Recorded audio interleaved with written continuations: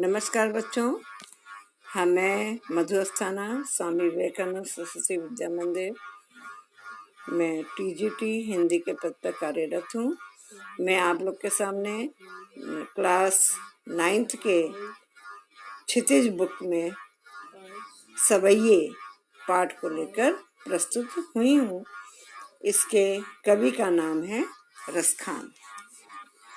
रसखान पाठ को पढ़ने से पहले कवि के बारे में कुछ जानकारी प्राप्त कर लें। रसखान कवि का जन्म सन 1548 में हुआ माना जाता है। इनका मूल नाम सैयद इब्राहिम था और दिल्ली के आसपास के रहने वाले थे। कृष्ण भक्ति ने उन्हें ऐसा मुग्ध कर दिया कि गोस्वामी विठल दास से दीक्षा ली और ब्रजभूमि में रहने लगे। सन 1628 के लगभग उनकी मृत्यु हो गई थी। इनकी भाषा ब्रज है। इनकी कविता को सवैया कहते हैं और ये भक्ति काल के कवि थे, कृष्ण भक्ति शाखा के। अब पाठ देखिएगा।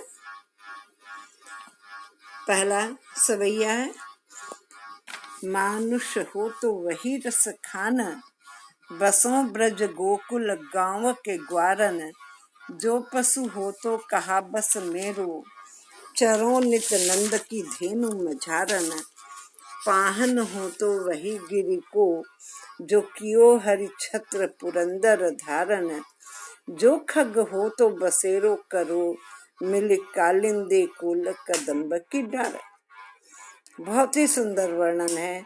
रसखान कवि कह रहे हैं, हे भगवान, यदि आप मुझे मनुष्य का जन्म देना, मानुष में हमें मनुष्य, यदि आप मुझे मनुष्य का जन्म देना तो मुझे ब्रज और गोकुल गांव के बीच में, गांव में जो ग्वाले रहते हैं उनके बीच मुझे जन्म देना। फिर कह रहे हैं, जो पशु हो तो कहा बस मेरो। और यदि, हे भगवान, यदि मुझे पशु बनाना, यदि मुझे पशु के रूप में जन्म देना तो चरोनित नंद की धेनु मझारा, तो मुझे नंद बाबा के गायों के बीच में मुझे गाय बनाकर जन्म देना। पाहन हो तो वही गिरि को। और फिर कह रहे हैं, अभी भी उनका मन नहीं मान रहा है। वो कह रहे हैं कि हे भगवान, पाहन, पाहन माने पत्थर, हे भगवान, यदि मुझे पत्थर बनाना तो मुझे गिरि, गिरि माने पर्वत, मुझे उस पर्वत का पत्थर बनाना जिसको कि हरि छत्र पुरंदर धारण। हरि छत्र, जो छत्र को धारण करने वाले भगवान कृष्ण हैं, जिन्होंने अपनी उंगली पर जिस गोवर्धन पर्वत को उठाया था उस पर्वत का पत्थर मुझे बनाना। फिर कह रहे हैं, जो खग हो तो बसेरो करो।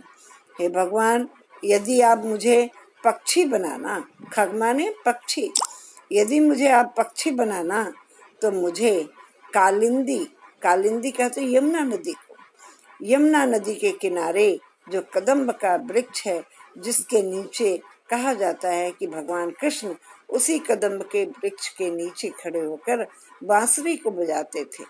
तो यहाँ पर कवि कह रहा है, यमुना नदी के किनारे स्थित का कदम्ब के पेड़ों के ऊपर रहने वाले पक्षियों के बीच हमको पक्षी का जन्म देना। यहाँ पर कवि भगवान कृष्ण के प्रति पूरी तरह से समर्पित है।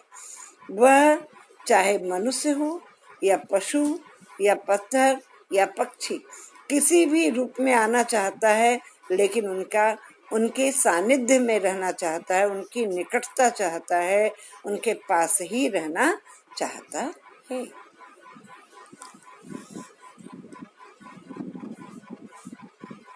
अगला देखिए। या लकुटी अरु कामरिया पर, राजति हूँ पुर को तजिडारो। आठों सिद्धि नवो निधि के, कौशिक नंद की धेनु चराय बिसारो, रसखान कबो इन आखिन सो, ब्रज के बन बाग तडाग निहारो, कौटिक एकल धोत के धाम, करील के कुंजन ऊपर वारो। बहुत ही सुंदर वर्णन है।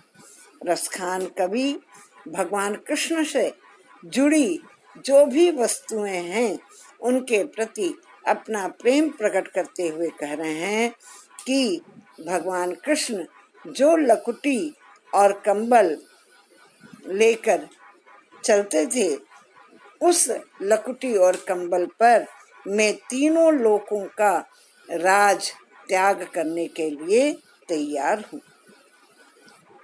फिर कह रहे हैं आठों सिद्धि, आठों प्रकार की सिद्धियां तथा 9 निधियों का सुख भी वे नंद की गाय चराने के लिए त्याग करने के लिए तैयार हैं। यहाँ पर कवि का भगवान कृष्ण के प्रति अथाह प्रेम दिखाई दे रहा है। वे भगवान कृष्ण से जुड़ी हुई प्रत्येक वस्तु के लिए अपना सब कुछ त्याग करने के लिए तैयार है। रसखान कबो इन आखिन सो, ब्रज के बन बाग तडाग निहारो। रसखान कवि कहते हैं कि मैं अपनी इन आँखों से ब्रज भूमि के वन, जंगल, बाग, तालाब आदि देखना चाहता हूँ। मैं इन आँखों से केवल जहाँ पर भगवान कृष्ण ब्रज में रहते थे, भगवान कृष्ण के चाहे वो जंगल हो, बगीचा हो, तालाब हो, मैं उसकी सुंदरता को मैं अपनी आँखों में देखना चाहता हूँ।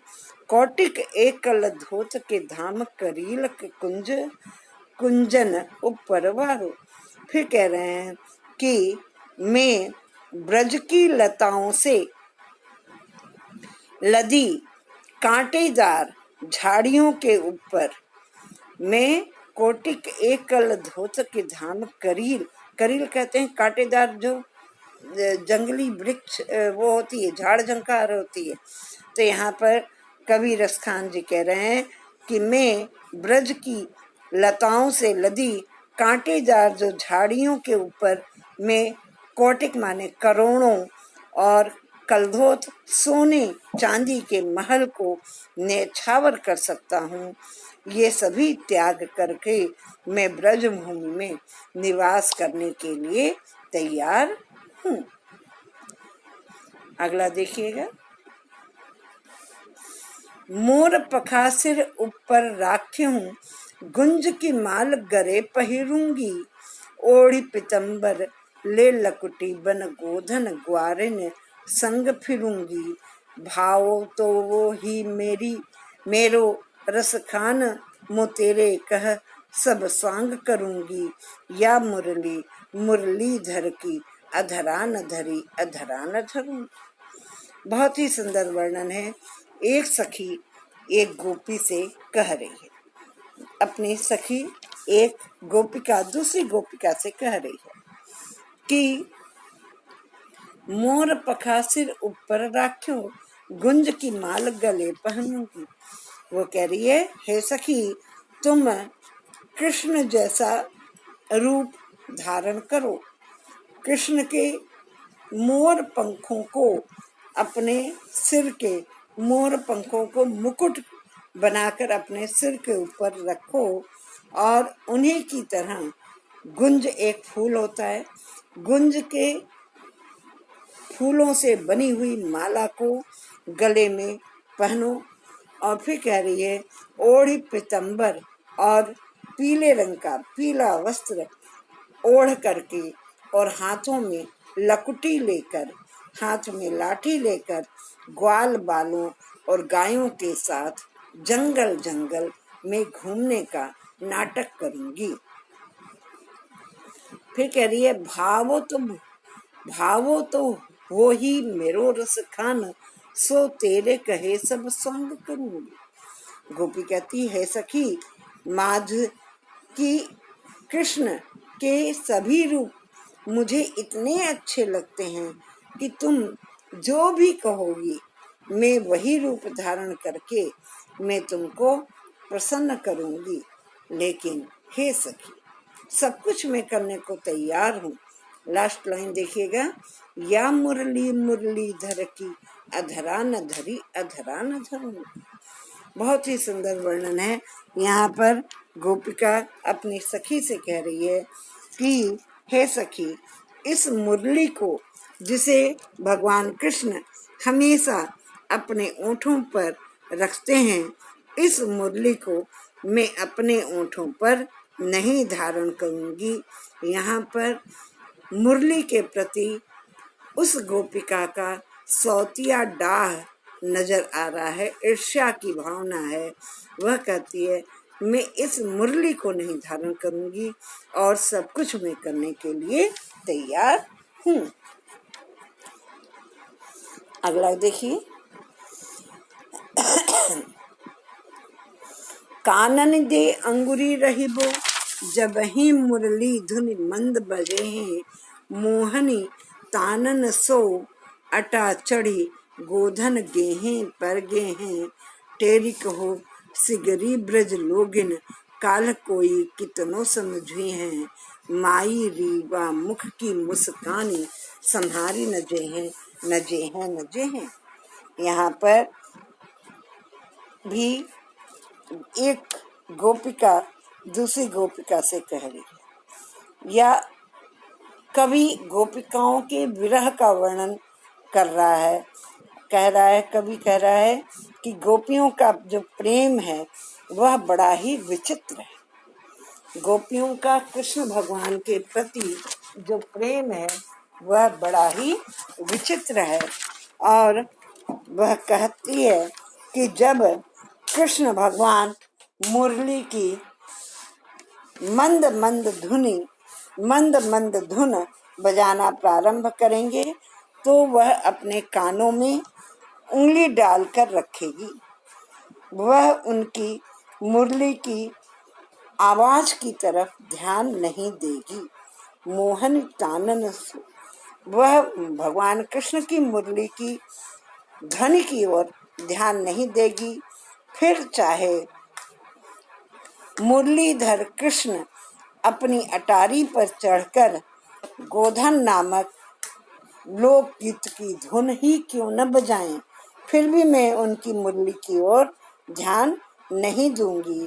फिर कह रही है, तेरी कहा सी गरीब ब्रज लोगिन, हे गोकुलवासियों, मैं जोर जोर से, तेरी माने जोर जोर से आवाज दे देकर पुकार कर कह रही हूँ, यदि किसी तरह कृष्ण की मुरली की तान मेरे कानों में पड़ गई तो सारे ब्रज के लोग चाहे मुझे कितने ही ताने क्यों न दें, मैं उनकी ओर खींची चली जाऊंगी। माई री वा मुख की मुस्कानी संहारी न जे हैं न जे हैं न जे हैं। फिर कह रही है, गोपिका कह रही है, हे माँ, उस कृष्ण की मोहिनी मुख की जो मोहिनी मुस्कान है, उनका जो मोह लेने वाला मुख है, जो हमको अपने वश में नहीं रखता, और जो फिर वो उनकी जो मुस्कान है उसको मैं सहन नहीं कर पाती हूँ। उसके आगे मैं अपना सब कुछ छोड़ देती हूँ, फिर मैं अपने वश में नहीं रहती हूँ। फिर मेरे ऊपर किसी भी प्रकार का तुम लोग दोषारोपण मत करना। अब यहाँ पर देखिए,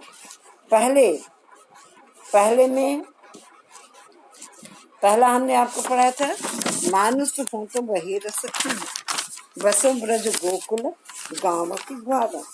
यहाँ पर कुल कालिंदी कुल कदम्ब की डारन, कौन सा अलंकार है? अनुप्रास अलंकार। गोकुल गांव की ग्वारन, यहाँ पर भी अनुप्रास अलंकार है। हमने अनुप्रास अलंकार पढ़ा दिया है, आप देखेंगे तो ये अनुप्रास अलंकार है। इसी तरह आप चारों उसमें अलंकार भी देखिएगा, अलंकार भी छांट के आप लिखेंगे। और इस प्रकार ये पाठ आपका पूरा हुआ। और फिर जहाँ न समझ में आए आप फिर हमसे पूछ सकते हैं। तब तक के लिए धन्यवाद।